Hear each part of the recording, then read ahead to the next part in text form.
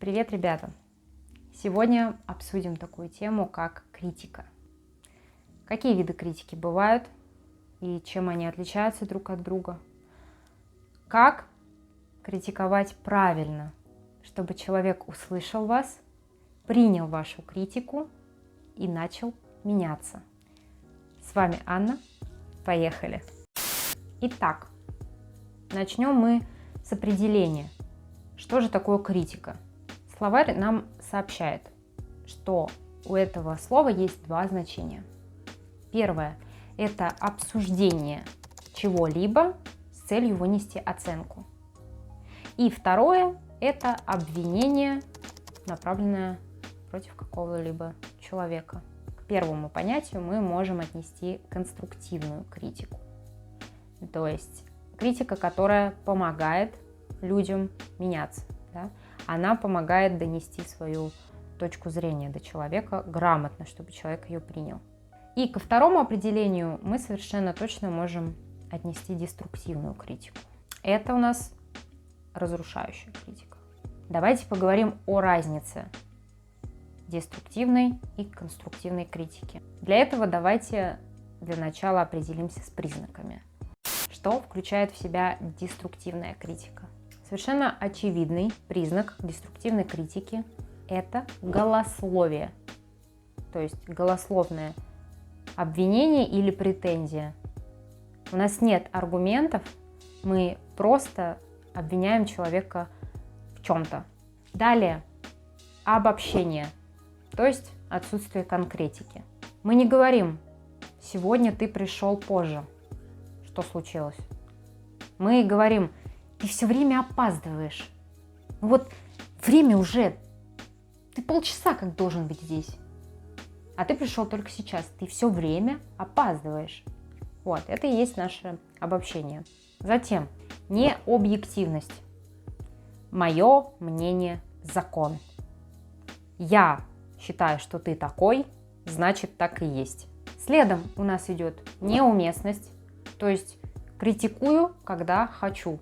Вот сейчас мне что-то не нравится в тебе, я обязательно тебе об этом скажу.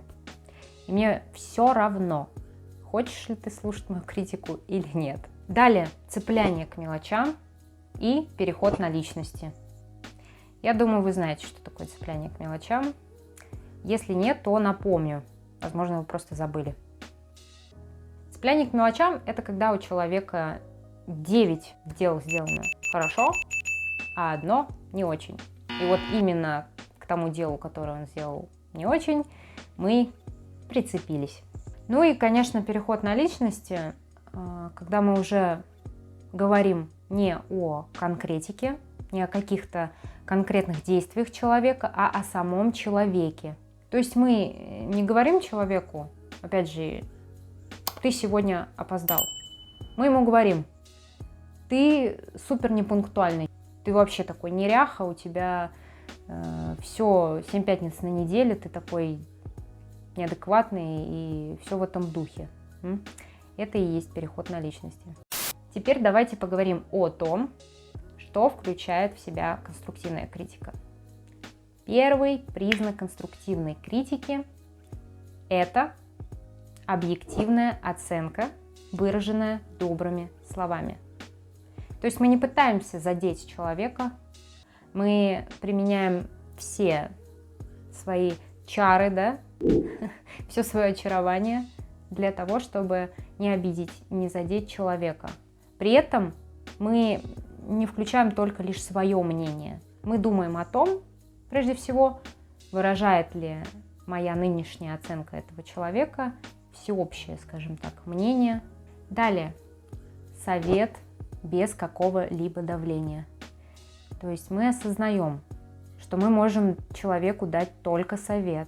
Воспользуется он им или нет, это уже дело его выбора. Мы не будем ни в коем случае на него давить и душить его со словами «меняйся, меняйся, меняйся, тебе это нужно, ты такой никчемный, меняйся».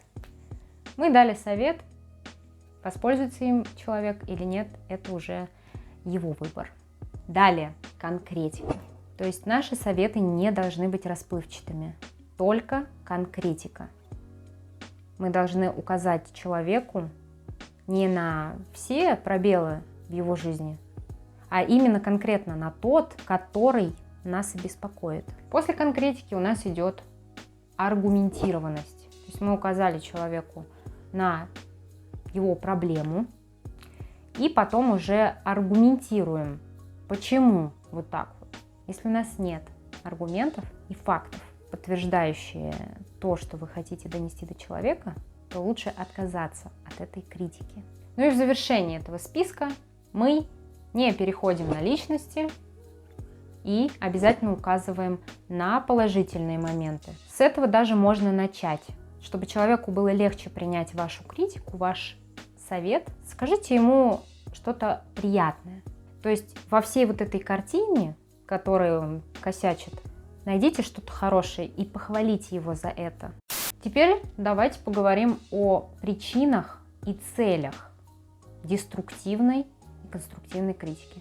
У деструктивной критики несколько причин и целей. Зависть, чувство собственной важности и манипулирование. К манипулированию посредством деструктивной критики у нас может относиться, например, давление с целью вызвать чувство вины или стремление указать на недостатки человека, чтобы выглядеть на его фоне выше. У конструктивной критики всего лишь одна цель – помочь человеку изменить ситуацию или самому измениться. Опять же, если человек хочет меняться, и если он не отвергает ваш совет, если он его принимает, мы не должны ни в коем случае навязывать свое личное мнение человеку. Мы даем ему совет, как можно изменить ситуацию, а не тупо указываем на его недостатки и вот смирись с этим, живи как-нибудь с этим. Да? То есть мы должны предложить ему какое-то решение. Для чего конструктивная критика нужна человеку, которого мы критикуем? Иногда мы сами выступаем в роли этого человека. Нам самим нужна конструктивная критика. Дело в том, что мы не видим свою жизнь во всех ее плоскостях. Вы когда-нибудь замечали, что когда вы смотрите фильм, вам намного проще оценить ситуацию? Ведь вы видите ее как на ладони. Вы можете наблюдать за ней со стороны. Но если вас самого поместить в этот фильм и дать вам все те же трудности, которые есть у героя, то вы не будете их замечать. То же самое и в жизни. Мы как в фильме. И человек, который смотрит на нас через призму экрана, он видит все окружающие нас факторы. То есть в данном случае критика становится как такая помощь, протянутая рука, чтобы мы осознали те моменты, которые мы, в принципе, не видим или не замечаем за нашими бытовыми моментами жизненными. Если критика будет преподнесена правильно, то, скорее всего, человеку будет довольно легко ее принять. Ну, конечно, любую критику тяжеловато для многих людей принимать, но если мы откажемся от деструктивной критики в пользу конструктивной, то мы сможем помочь человеку и замотивировать его на изменения. Ну что ж, теперь вы знаете, в чем главное отличие конструктивной критики от деструктивной. Я надеюсь, это видео было полезным для вас, и вы теперь точно будете знать, как нужно правильно критиковать человека, чтобы привести его к изменениям. Если это видео вам понравилось, не забудьте поставить лайки, подписывайтесь на канал.